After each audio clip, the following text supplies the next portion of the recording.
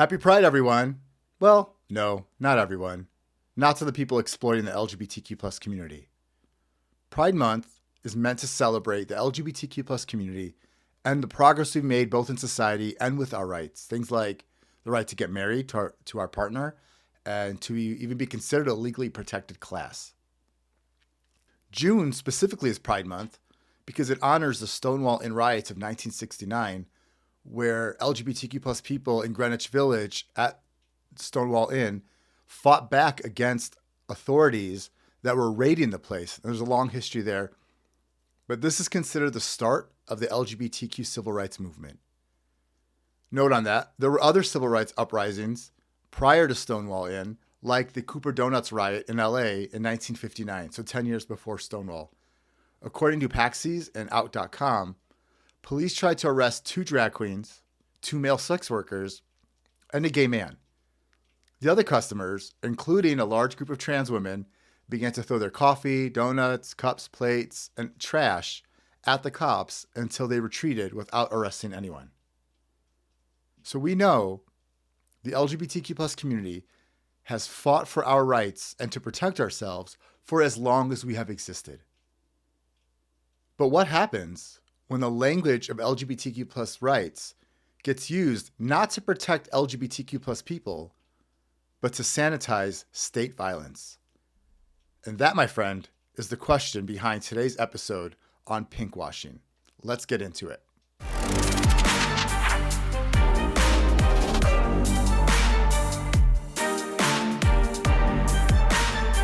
Welcome back to the show. My name is Valdet Salimai, and I am your host. If you've spent any time online speaking out against Israel's war crimes, illegal occupation, or genocide against Palestinians, you've probably seen or heard some version of this same talking point. Why are you defending people who throw gays off roofs? Israel is the only place where LGBTQ plus people are accepted and safe. I had a friend, she's a Jewish woman, who decided to not be friends with me anymore. And she actually said something like that to me when I condemned Israel for committing genocide. She immediately threw in LGBTQ, it's the most safe place for you. Look, here's the thing about that type of statement. That's meant to shut down moral thinking. It's meant to turn a conversation about state violence into a crude ranking system. Like it's meant to make people feel like, solidarity with Palestinians is somehow incompatible with caring about LGBTQ plus people. Now, I want you to hear for yourself though. There's Benjamin Netanyahu was quoted as saying something interesting that aligns with what we're talking about. So I'm going to read the quote from you. I pulled it from theintercept.com. And here's what he says. So here's what the article says. In a speech before the United States Congress on July 24th, 2024, Israeli Prime Minister Benjamin Netanyahu mocked protesters holding Gays for Gaza signs, saying they might as well hold up signs saying chickens for KFC. Think about that for a second. This is a propaganda tactic. And one of the clearest ways to understand it is through the concept of pinkwashing. So in this episode, I want to define pinkwashing in plain language. I want to walk through how it works, explain why it's harmful. I also want to explain how Israel really feels about the LGBTQ plus community and why this kind of messaging is not just dishonest, it is dehumanizing. So let's talk about what pinkwashing is. Pinkwashing happens when support for LGBTQ plus people is used as some kind of moral branding, we'll call it. By definition, it's when a government, institution, or political movement highlights selective queer inclusion to make itself look progressive, civilized, or humane, especially while it's carrying out or defending other forms of oppression. The problem is not support for queer people or LGBTQ plus people. The problem is using queer people as a cover. And I was thinking about this as it's how Israel has the dome. They had the dome. This is the rainbow dome that they're putting over Israel. But if you want to look at it simply, you can think about it as pinkwashing highlights one form of progress in order to distract from another form of violence. Look over here, don't look over there. So when a state says like basically in effect, hey, look how modern we are. Look how tolerant we are. Look at our pride flags. Look at our gay nightlife. While at the same time bombing civilians, enforcing an illegal occupation, or dehumanizing an entire population, that is not liberation. That is branding. Do you know who seems to be the most complicit in pinkwashing? Gay Israelis. I guess because maybe it's easier to believe, or maybe they believe it. But like, as a gay person, like sometimes it's your own people that do it. And this is where we're at. So I actually want you to listen to this clip of an example of an Israeli literally pinkwashing us for 40 seconds. His name is Yuval David. He's some guy I've never heard of until researching this episode. His video popped up.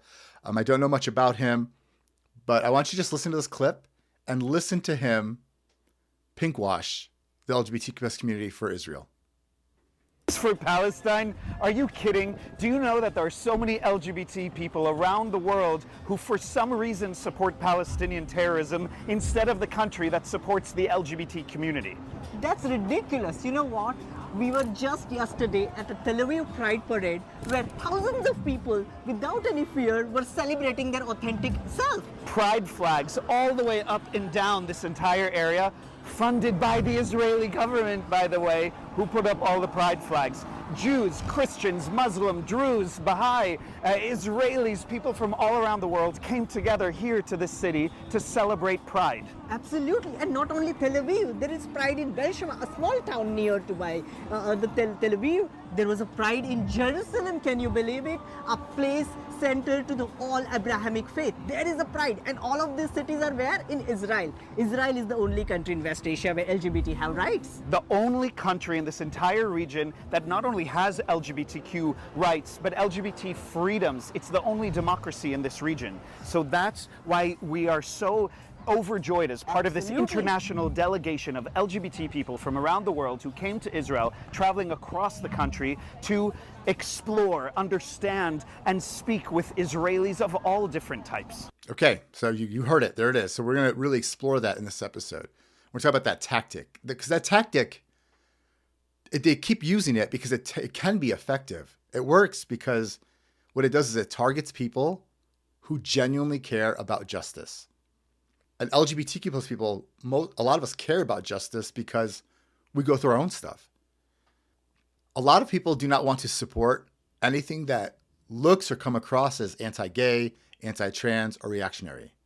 So, if propaganda can frame one side as modern, tolerant, and pro-LGBTQ+, while framing the other side as barbaric or hateful, then it can manipulate people into accepting violence they would otherwise reject. And what it does, it creates a false moral shortcut. So instead of asking, who has power here? Who is bombing whom? Who is being displaced, starved, imprisoned, or killed? Instead, people are pushed to ask, which side seems more socially liberal according to our narrow Western script or beliefs? This is a trap. Because human rights are not supposed to work like a ranking system where the side with better branding gets permission to destroy the side with worse social attitudes.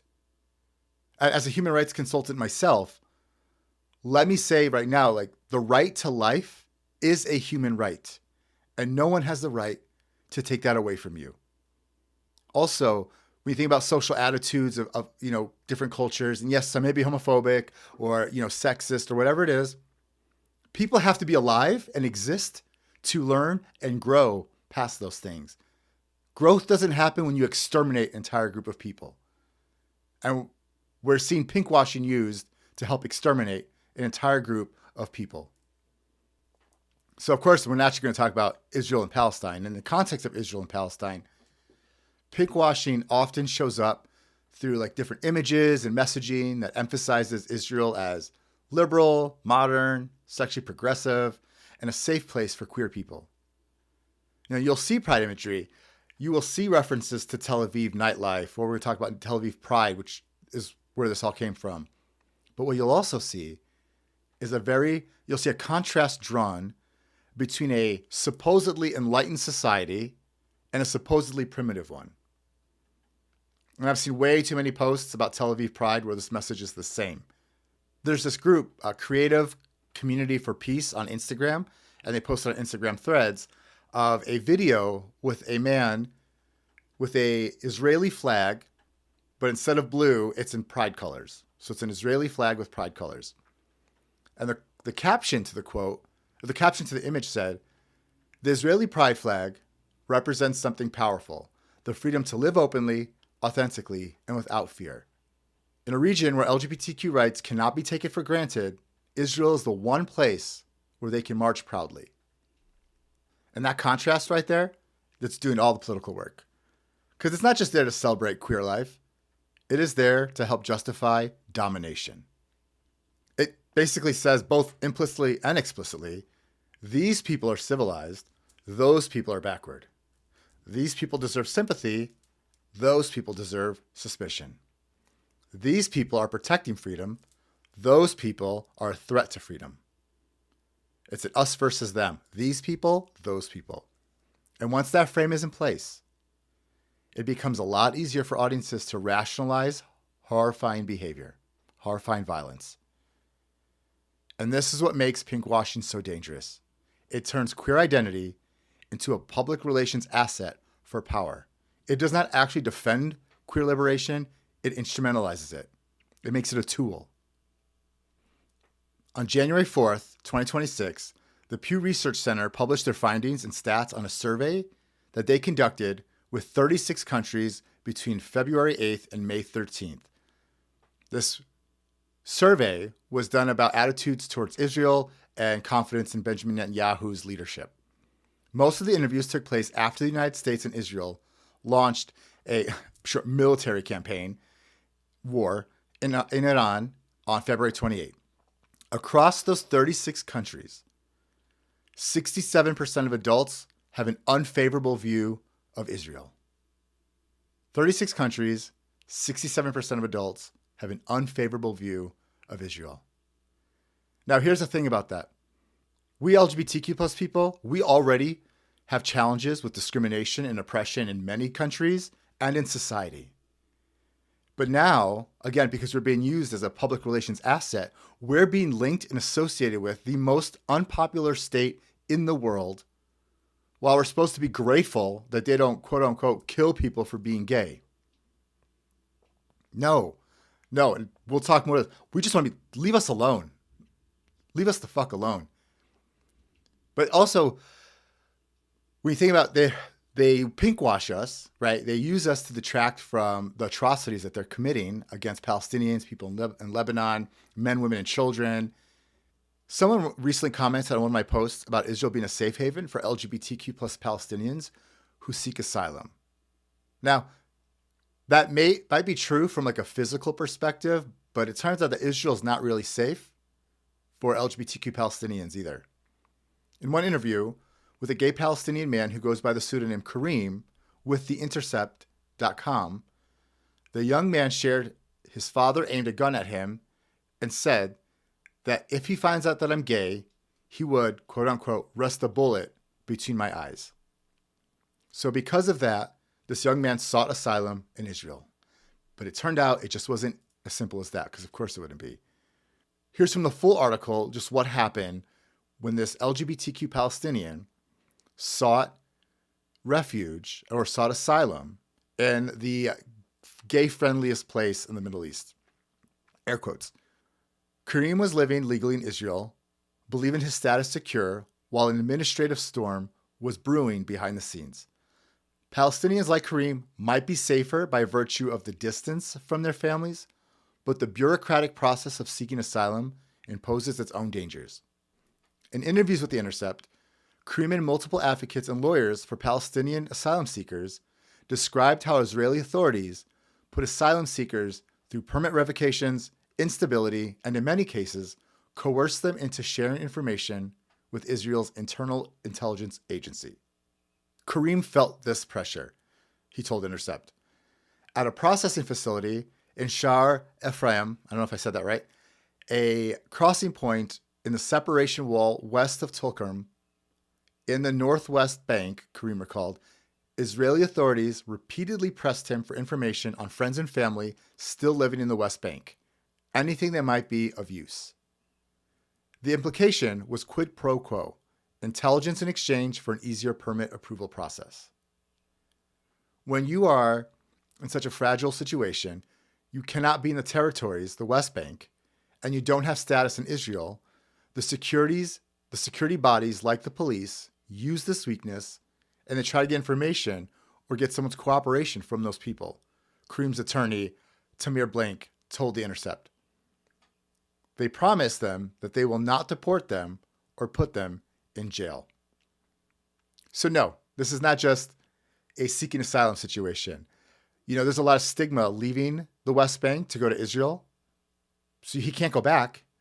But now because he's Palestinian and because of the way that Israel is set up, this is actually now he's walked into several new situations.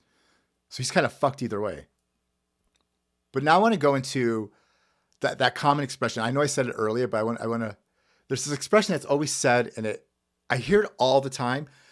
It's the biggest propaganda line you'll hear. When they say, gays will be thrown off roofs. I hear it all the time. I see it online, and because Tel Aviv Pride just passed, I saw a lot of Zionists, a lot of Israelis posting things about gays being thrown off roofs. Someone posted an image of, it said Happy Pride from Palestine, and it was Legos, and it was a bunch of people throwing a Lego person off a roof. This line gets dropped and deployed as if it's going to settle an entire political question and conversation.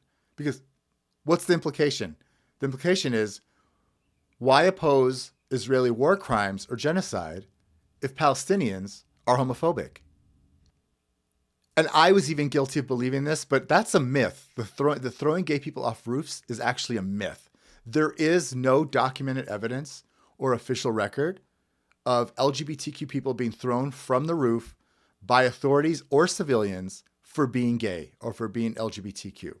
Now, yes, do gay people, trans people experience harassment, violence, things like that? And yes, that the social attitude towards LGBTQ plus people is not good. It's not. It's the reality of it. But there's also, I know some people talk about honor killings. Honor killings for LGBTQ are incredibly rare. Incredibly rare. But something I want to remind people, being gay in the surrounding countries in the Middle East is not an immediate death sentence. But Israel propaganda would lead you to believe that. It would lead you to believe that if you come out as gay, you're dead. Dead. That's it. You are dead. They're not. They're not. But I think in some sick way, when people respond with the roof thing or throwing gays off the roofs, it's almost like Zionists are expecting pro-Palestinian people, whether they're straight or gay, but especially queers for Palestine. I know they get mocked a lot for supporting Palestinians. To stop. It's like they expect us to stop and say, oh my God, why didn't you tell us that earlier? Yeah, oh my God, wipe out the whole group. Kill them all for being homophobic. But look what's really happened here. A real issue, homophobia and anti-queer violence, gets stripped of context and it gets turned into a permission slip for mass dehumanization, for mass extermination. The point then is not to protect queer people. The point is to shut down criticism, which morally, that whole logic just like completely falls apart. Look, homophobia is wrong. Transphobia is wrong. Anti-LGBTQ violence is wrong. Wrong. Across the board, wrong. But none of that means civilians deserve to be bombed to death, to be displaced, to have their land illegally occupied, to be starved to death, and to be annihilated as a group of people.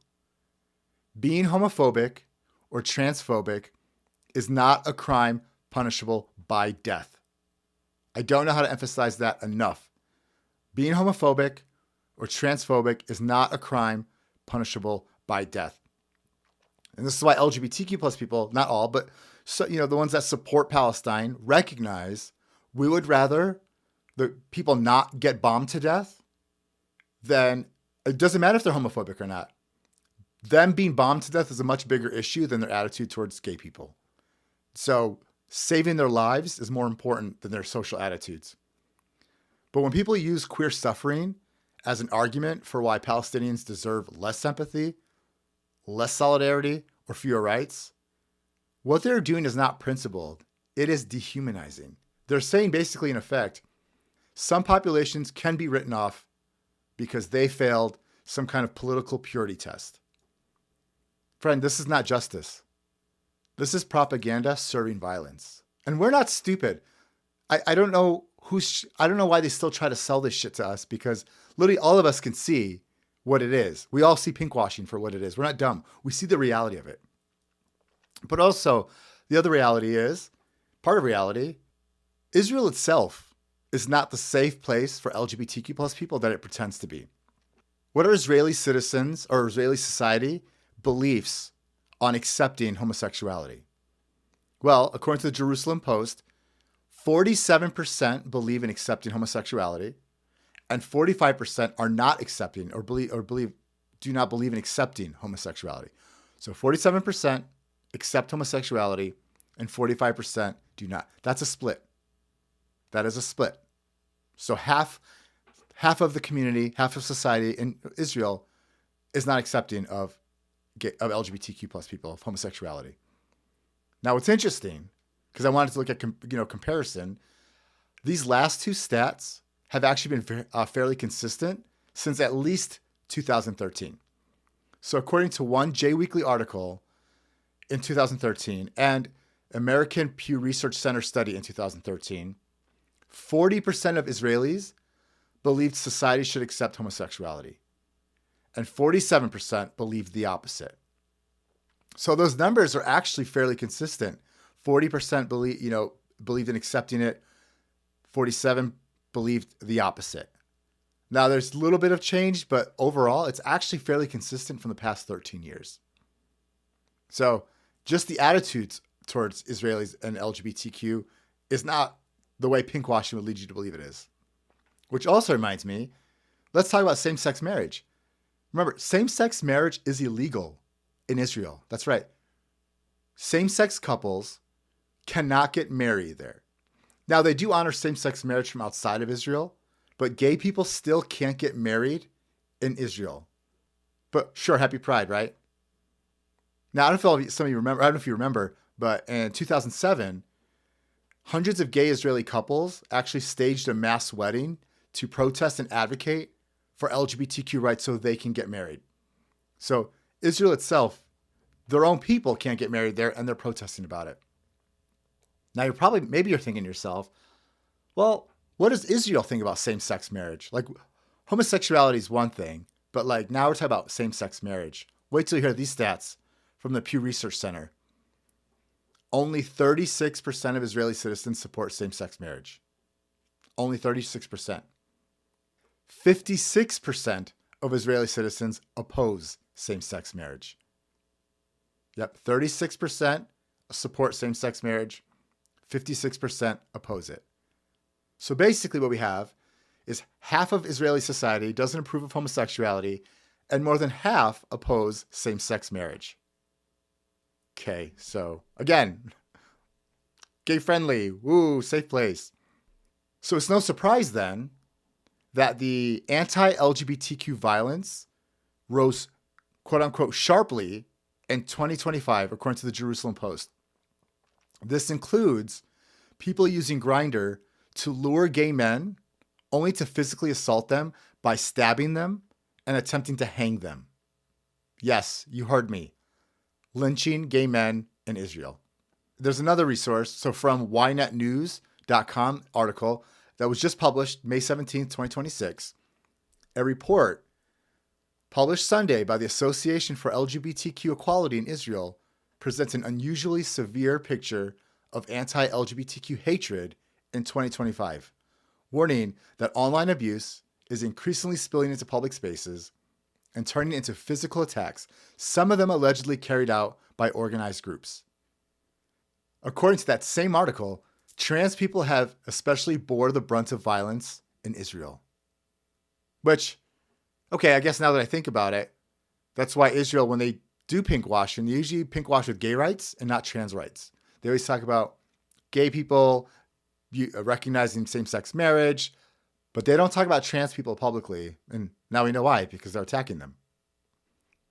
Now, another organization, outrightinternational.org, also published an article about Israel and LGBTQ rights. And I want to just read through a little bit of what they found there. So they said, social stigma against LGBTQ people remains, and LGBTQ people still face family rejection, violence, and discrimination. For example, there have been reports of transgender people facing discrimination in healthcare settings. Advocacy groups report a spike in anti-LGBTQ violence and hate speech in Israel in 2022. Now, despite these developments, the government actually cut funding in 2024 for LGBTQ tolerance programming in schools. So just sit with that for a second. There's evidence, there's a spike in anti-LGBTQ violence and hate speech, but the government decided to cut funding for LGBTQ tolerance programming in schools. And then there's even another example of, like, in 2019, following the refusal of 2 billboard companies to show an ad, which was designed by a far-right party that linked gay people with child trafficking, an Israeli court ruled that billboard companies are not allowed to reject homophobic political advertisements. Now, you might be surprised, but also don't forget that Benjamin Netanyahu himself allied with religious and anti-LGBTQ far-right parties and won elections. So do you really think Bibi cares about gay and trans people? No, he doesn't. Now, in that same article, it said that Palestinian organizations and researchers have condemned Israel for engaging in pinkwashing, which is what we're talking about, which they define as strategy seeking to project an LGBTQ inclusive image internationally as a means to obscure the systemic oppression of Palestinians in the occupied Palestinian territory. Again, they're being called out for their pinkwashing, which I also want to talk a little bit about this because, we have to talk about the reality of what's happening in Palestine. And I don't want to glaze over that because they're using pinkwashing to cover up the fact. Israel has exterminated over 70,000 Palestinians since October 23. This extermination is part of a genocide. Now, a couple of things to talk about, though. Studies show, so if you look at just the LGBTQ plus community for a second, studies suggest that about roughly 10% of the population are gay and up to 1% of the population are trans. Okay, so think about that. If 10% of the population are gay, and we'll say 1% are trans, Israel has exterminated over 70,000 Palestinians. That means up to 7,000 people that were exterminated were gay and or trans. In other words, Israel is exterminating gay and trans people while pretending to be supportive of gay and trans people. They're literally killing us by the thousands. When Nazi Germany exterminated Jews during the genocide, during the extermination, during the Holocaust, they also imprisoned and exterminated members of the LGBTQ plus community. And for folks that don't know, if you ever see, there were gay men forced to wear the upside down pink triangles. That was a way to symbolize and label them for being gay, for being then called homosexual. And I want to read an excerpt from the Holocaust Memorial Day Trust website that talks a little bit about the number and what happened. Trigger warning, though, just for reference. Here we go. An estimated 10 to 15,000 men who were accused of homosexuality were deported to concentration camps. Most died in the camps, often from exhaustion. Many were castrated, and some subjected to gruesome medical experiments. Collective murder actions were undertaken against gay detainees, exterminating hundreds at a time. In the West Bank, in Gaza, they're all being bombed to death. No matter whether they're being bombed to death. 70,000+ people have been exterminated, annihilated from this earth because of Israel. Not only that, their hospitals and their staff, along with other infrastructure, were also purposely and intentionally bombed, which, if you're not familiar, Benjamin Netanyahu currently has a warrant out for his arrest for war crimes because of the illegal way that Israel destroyed the infrastructure, like hospitals, and killed hospital staff. So not only did they directly kill all these people, up 70,000 plus people, they also indirectly killed them too, because injured people. So for the 70,000 that were exterminated, hundreds of thousands have been injured. But some people, when I say exterminated in the 70,000, injured people had no help. And many died from their injuries because there were no hospitals to help them. There was no medical staff to help them, or the medical staff was bombed or killed trying to help them. There's plenty of videos of this happening. I'm sharing this with you because a lot of Zionists have been trying to argue about, oh, no, that's 70,000. A lot of them are natural deaths. Natural deaths. There's nothing natural about being bombed to death. There's nothing natural about being injured by a bomb and then having nowhere to get help and then dying from your injuries. So this is what Pinkwashing is trying to cover up. The extermination of over 70,000 people, the injuring of hundreds of thousands of people, and that 70,000 people, they're all basically women and children, which also a Zionist commented on one of my posts also recently. And he was saying that of the 70,000, 50,000 of them were Hamas. And I was like, but the stats show they're all women and children. So are the women and children Hamas? Okay, this is what Pinkwashing is covering up. The atrocity that Israel's committing towards the Palestinian people, towards Lebanese people, to everybody in the region. And it's only going to get worse. But they're trying to use us as some kind of marketing tool to make it seem like they're the good ones. They are the desirable ones, and everybody else are just a bunch of barbarians. This is a catastrophe. And again, I'm creating this podcast episode for educational purposes, but also I just want Zionists to leave us the fuck alone. We know what you are. We know what Israel is, so leave us alone. Because here's the thing. Pinkwashing doesn't just harm Palestinians. It also harms the LGBTQ plus community differently. Not the same magnitude, of course, but it harms us too because we're being used as a prop. And it turns our identity as LGBTQ plus people into a weapon. It tells queer people that our pain, our vulnerability, and our struggle for dignity can be borrowed by states and militaries as part of some fucking PR campaign. And it can pressure some LGBTQ plus people to identify with power instead of with liberation. And it sends a toxic message that LGBTQ safety can only be secured through other people's dehumanization and extermination. But that's not how liberation works. Real LGBTQ politics should make us more sensitive to state violence, not less. It should make us more resistant to dehumanization, not more willing to participate in it. We have also been dehumanized as a group. We need more commitment to solidarity across lines of culture, religion, and nationality, not more eager to just sort human beings into worthy and unworthy categories. So what should we be watching out for? Like this is the awareness piece. What should we watch for when pinkwashing shows up? Well, there's a couple of things. You want to watch for the move where one genuine issue is used to erase another.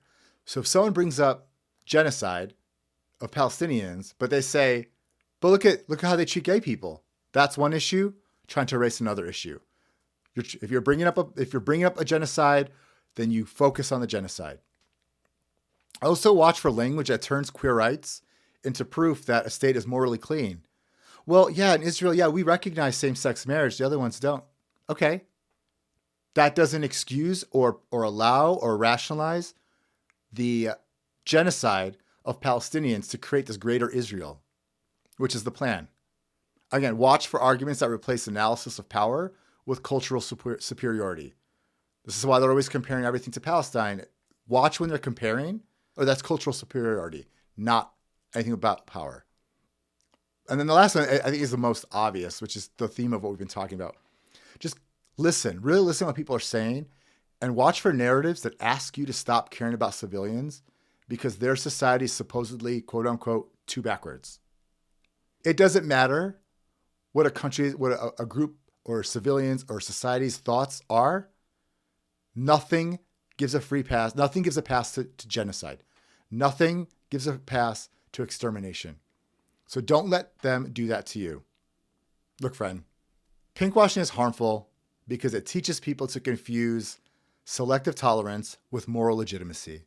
It teaches them to believe that if a state can present itself as modern enough, liberal enough, or pro-gay enough, then its violence somehow becomes easier to excuse.